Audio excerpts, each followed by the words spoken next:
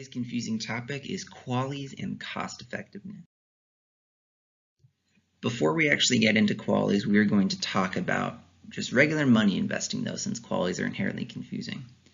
So if you were to compare options A and B, option A is you put in a penny and after a year you get $1 back, and option B is you put in 10 grand and at the end of the year you get $10,100 back. Trying to decide which one of these is a good investment and if one is better than the other. The first thing that you could look at is just how much money do you make. And this puts a pretty heavy bias in option B. You make almost 100 times as much money. But the amount of money earned can't be the only thing you take into consideration. If you look at the return on investment, option A gives you 100-fold your money back, whereas option B is 1%. 1% is barely better, if not exactly the same, as just having it sit in a savings account and doing nothing. So honestly, even though you get $100, I would classify option B as a poor investment because it is very bad compared to other standards. And option A, even though you're only making 99 cents, you'll basically never find a legal way to make 100 times your money on anything within a year. And if an opportunity did present itself, I would highly recommend you taking it. Now, when we get into QALYs, we still have this same trade-off of you could consider return on investment as your dollars per QALY versus just the total amount that you gain, which would be your QALYs. Now, if we look at option A and B, I think this highlights one of the problems we were having in class today. If we had a study that showed this outcome, and it didn't do very much for QALYs. We only got 1/4 of a QALY, but people were saying that was a bad treatment, and it really depends on what you mean by bad. If by bad you mean it didn't get you many QALYs, then yes. But if by bad you mean it was not cost effective, then the answer is no. And this explains that to a more dramatic extent that you can see. Both option A and B are on average $200 a QALY. And that's objectively really good. If you compare it to the $50,000 per QALY benchmark, both of those are amazing. Now, if you try and compare option A and option B, I imagine that every single one of us will come to the conclusion that if you could only choose one, we would pick option B because we would rather have our full 10 QALYs. But if you just ask the question, is option A a good use of your money? The answer is yes. I mean, it's not going to do anything amazing. You probably wouldn't even notice a 0.01 increase in QALYs. But you're also not going to notice the $2 you lost. And so even though both numbers are incredibly small, the ratio is still good, and option A is still objectively a cost-effective treatment. Honestly, it's so cost-effective. If the threshold is $50,000, this is over 200 times more cost-effective. And so, yeah, if a doctor gave me an option to spend $2 and gain a 1/100th of a QALY, I think that's a good use of my $2. It's not going to make an objective difference, but for the price, it's great. I'm going to look at a more realistic example and see if we can actually make sound decisions based on cost effectiveness. So let's say that we're an insurance company. Option A is the standard of care that's been happening for years and years, and there's this new drug that's out on trial. It's option B, and we as an insurance company have to decide, are we willing to pay for option B? Now, for our definition, if we can get an extra QALY for less than 50 grand, or whatever ratio, 1/10 of a QALY for 5 grand, then we will give it the thumbs up and approve it. If it's going to cost us more than 50 grand for any extra QALYs, we're going to give it the kibosh and say no. So looking at these, the first thing that we should figure out is how much is each QALY. Very simple math here, just straight division. And it looks, at least as of right now, that option B is still in the running. We are willing to pay 50 grand a QALY, and it looks like it's only 40 grand a QALY. So it at least didn't get immediately excluded if it was like 350 grand for 6 and we're well over 50 grand and we just say no. But this is a complete average, saying all 6 cost 40 grand. But that's really not realistic because we can get those first 4 for 25 grand a piece. So we have to take into consideration what option A is and say, is moving from option A to option B worth our money?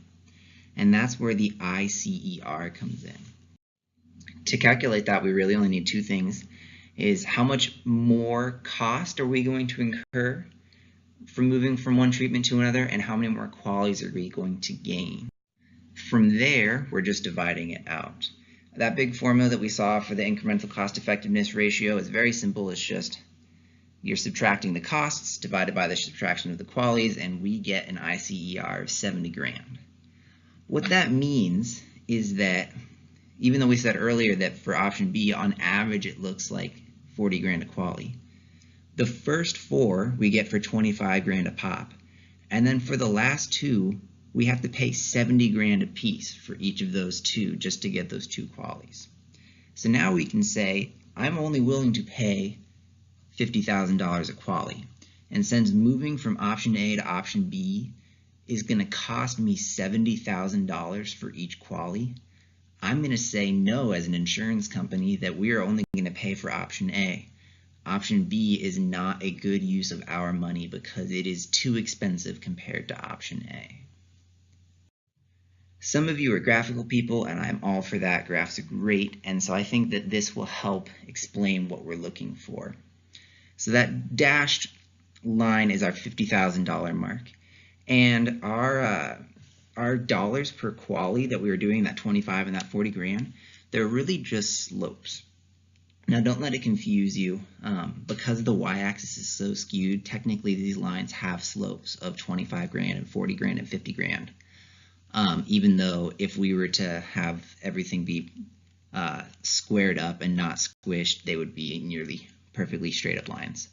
But so that dashed line is 50 grand, and as you can see, on average, both of these are under that cost effectiveness 50 mark. The blue one is $100,000 for 4, the green one is 240 grand for 6. Now what that ICER is let's ignore our baseline. And how expensive is it to go from A to B? We're basically cutting the corner and seeing what happens then. Now the easiest way for you to think about this most likely is if we adjust our reference frame so that we're starting off at A. That's going to look like this. Now we're just going to assume A already happened. A is our baseline level of care. I think that's even a fair assumption if everyone's already getting A. And now we can see that moving from A to B along that red line is not cost effective. That is well above our $50,000 threshold, and that's because we're not only looking at B compared to nothing, we're looking at B compared to A. The other reason why all you need is the difference between the cost and the difference between the QALYs is that the ICER is basically just the slope between the two endpoints of these, making a triangle instead of between our original 0 and the endpoints. So all you're doing is calculating the slope, rise over run. It's going to be your change in cost over your change in QALYs. And that allows us to see. Now if we contorted this triangle a little bit and played with our numbers to where that red line was still less steep than our $50,000 mark, then we would say, yeah, moving from A to B is still cost effective. But in this case, even though B looks cost effective, it's not when you compare it to what is already out there, which is A. So hopefully that cleared some things up. You guys can always pull me aside in between classes or whatever and let me know if there's anything else you need. I'm also thinking about doing one of these a week, so maybe we can come up with a system where you guys can vote on what was the most confusing thing that we learned this week, and I could do another video like this. That's kind of the idea that I have with this. I don't want to spend, all day, every day making tons of YouTube videos, but I like doing stuff like this, and I like to be useful. So whatever topic is the most confusing, giving the most people grief, I'd be happy to make a video on explaining. So I will see you guys whenever we have class next.